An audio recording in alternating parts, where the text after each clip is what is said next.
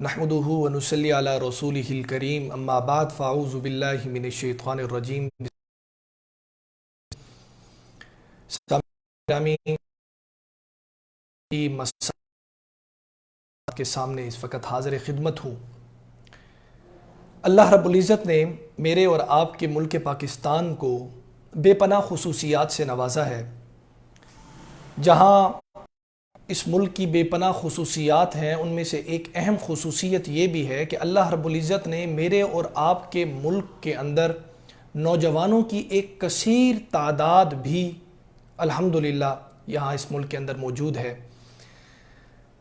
کسی بھی ملک کی ترقی کے لیے جب جو چیزیں دیکھی جاتی ہیں، ان میں سب سے اہم چیز اس ملک کے نوجوانوں کا کردار اور اس ملک کے اندر نوجوانوں کی سٹرنتھ کتنی ہے، یہ سب سے پہلے دیکھا جاتا ہے۔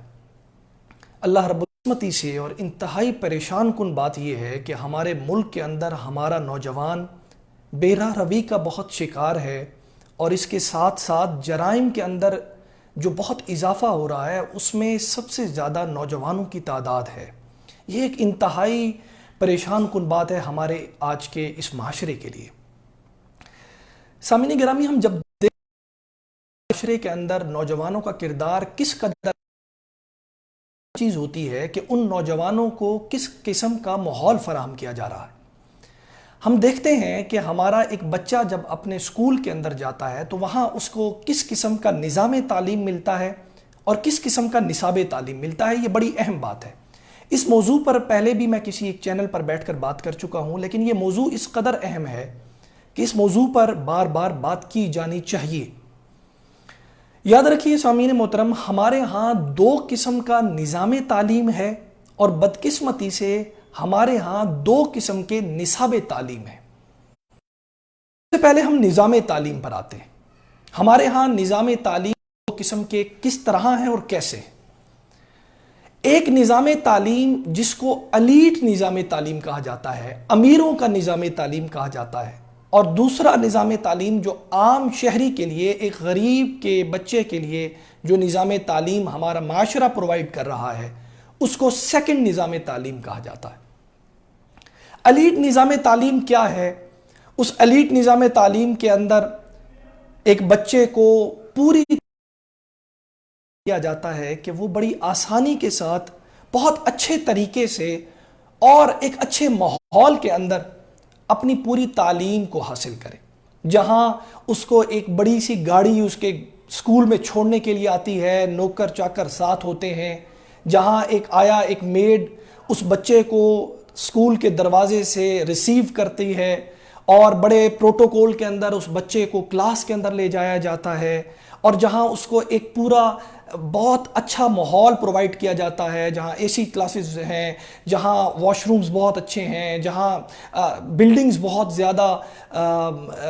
زیادہ اچھی بلڈنگز ان کو پرووائڈ کی جاتی ہیں۔ یعنی وہ بچہ پوری طرح ایک سٹیٹس لے کر نظام تعلیم کے اندر اپنے آپ کی موجودگی کو ظاہر کر رہا ہوتا ہے۔ جبکہ دوسرا نظام تعلیم کہاں ہے؟ دوسرا نظام تعلیم یہ ہے کہ ایک غریب کا بچہ بہت استحصالی نظام کے اندر، ایک غربت کے اندر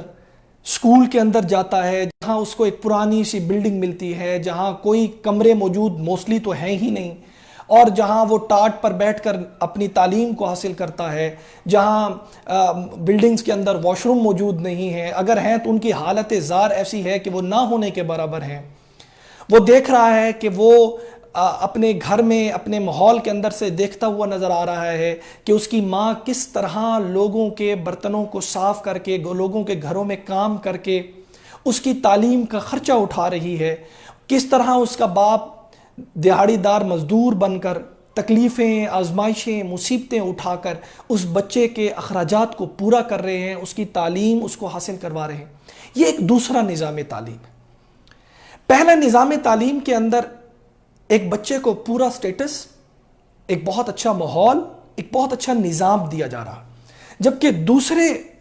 نظام کے اندر وہ بچہ جو ایک غریب کا بچہ ہے، لیکن وہ اپنی آنکھوں سے مشاہدہ کر رہا ہے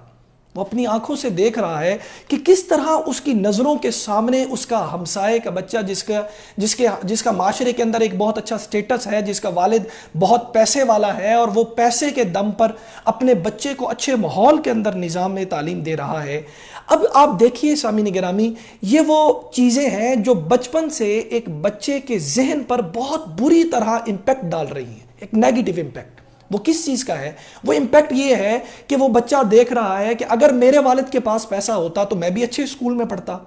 اگر میرے والد کے پاس سٹیٹس ہوتا تو میں بھی ایک اچھے نظام تعلیم میں پڑھ پاتا، اگر میرے والد کے پاس بے پناہ مال و دولت ہوتی تو میں بھی ایک اچھی گاڑی پر بیٹھ کر پورے پروٹوکول کے ساتھ مجھے معاشرہ بھی عزت دیتا۔ پاتی نظام ہے جو بچپن سے اس بچے کے ذہن کے اندر بیٹھ رہا ہے۔ یہ ہے ایک نظام۔ دوسرا ہمارے ہاں ہے، دوسری سب سے اہم چیز وہ ہے، ہمارے ہاں دو قسم کے نصاب تعلیم۔ نصاب تعلیم کیا ہے؟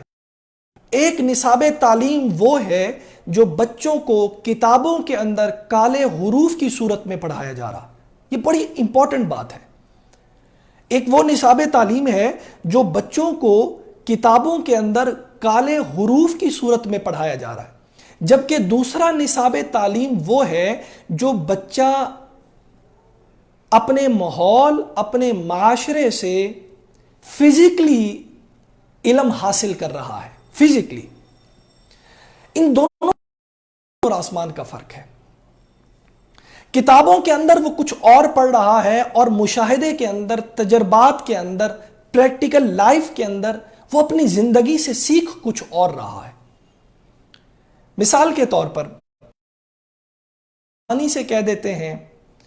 کہ ہمارے ہاں دو نصاب تعلیم ہیں، ایک امیر کا نصاب، ایک غریب کا نصاب تعلیم۔ امیر کے نصاب تعلیم کے اندر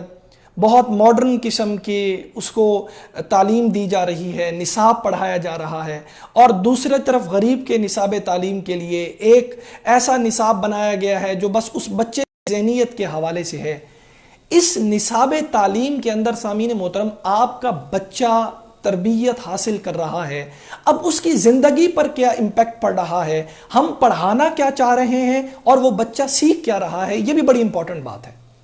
سامعین گرامی، جب آپ ایک بچے کو بچپن سے سکھا رہے ہیں کہ تمہارے والد کے پاس پیسے ہیں تو تم اچھا نظام تعلیم پا سکتے ہو،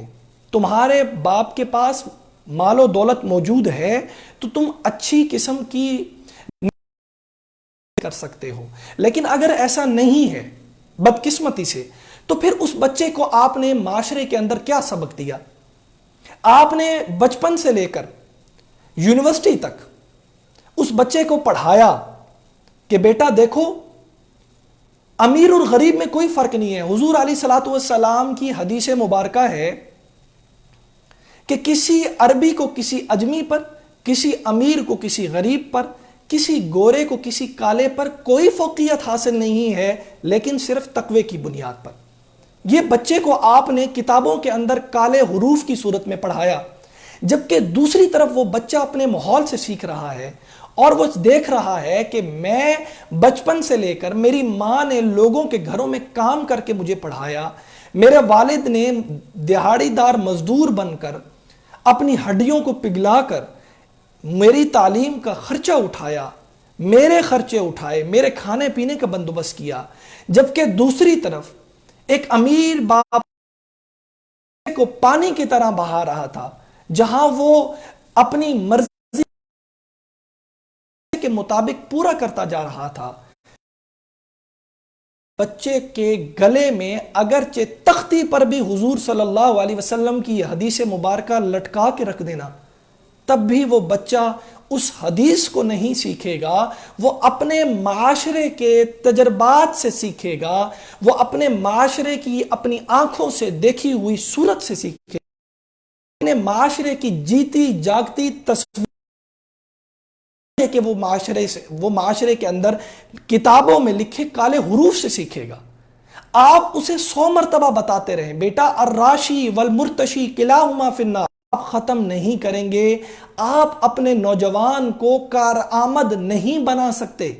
آپ اپنے نوجوان کو کچھ مثبت نہیں سکھا سکتے، جب آپ مثبت سکھا نہیں سکتے تو آپ کیسے امید رکھتے ہیں کہ آج کا نوجوان اپنی ذمہ داریوں کو پورا کرے؟ آپ نے بچپن سے لے کر آن ورڈ اس کی جوانی تک، آج تک اس کو استحصالی نظام کے تحت کہہ رہا کہ عمل نہیں کرنا چاہیے، نعوذ باللہ الیاذ باللہ، عمل کرنا آج کے نوجوان کے لیے انتہائی ضروری ہے، لیکن ہمیں پہلے یہ بھی تو دیکھنا ہے کہ آج اس نوجوان کو کس قسم کا طبقاتی استحصالی نظام آپ نے اور ہم نے پرووائڈ کیا ہے، جہاں ہر جگہ پر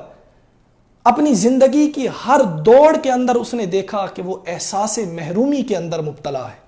جب وہ احساس محرومی کے اندر مبتلا ہے تو وہ دولت کے پیچھے بھاگے گا، انسانیت کو نہیں سیکھے گا، وہ سٹیٹس کے پیچھے بھاگے گا، اخلاقیات کو نہیں سیکھے گا، اور اس سٹیٹس کو پانے کے لیے وہ جائز اور ناجائز کو نہیں دیکھے گا، وہ حلال اور حرام کو نہیں دیکھے گا، بلکہ وہ اپنے معاشرے کی سوچ کو دیکھے گا کہ اگر میرے پاس مال و دولت ہے، اگر میرے پاس وسائل ہیں تو میں اس معاشرے میں کامیاب ہوں، اگر میرے پاس وسائل موجود نہیں تو میں اس معاشرے میں کامیاب نہیں ہو سکتا۔ اس لیے سامعین گرامی، اس وقت ہمارے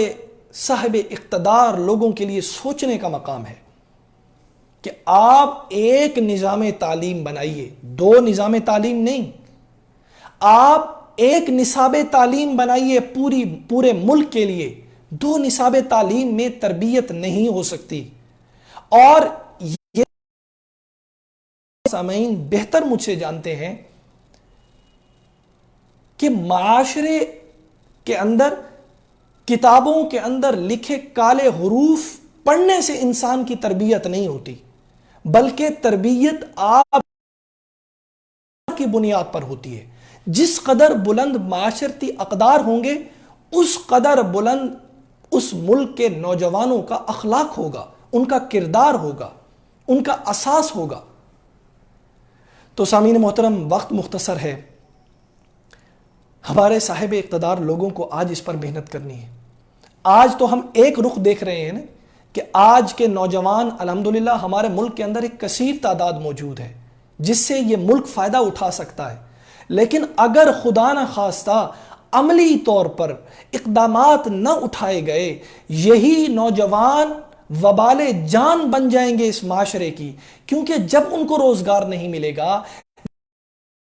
نظام کے اندر رہیں گے، جب وہ اپنے اندر احساس محرومی محسوس کریں گے تو لا محالہ وہ جرم کی شارٹ کٹ کی طرف جائیں گے، وہ زندگی کے شارٹ کٹ کی طرف جائیں گے، اور زندگی کے شارٹ کٹ میں وہ صرف راہی کی طرف جائیں گے اور کسی طرف نہیں جائیں گے۔ اللہ رب العزت میرے اس ملک کو امن کا گہوارہ بنائے، اور اللہ رب العزت ہمارے نوجوان کو بھٹکائے نہ، اللہ اس کی حفاظت فرمائے، اللہ اس کو نیک راستے پر لگائے۔ اللہ ہم سب کا حامی و ناصر ہو۔ وآخر دعوانا ان الحمد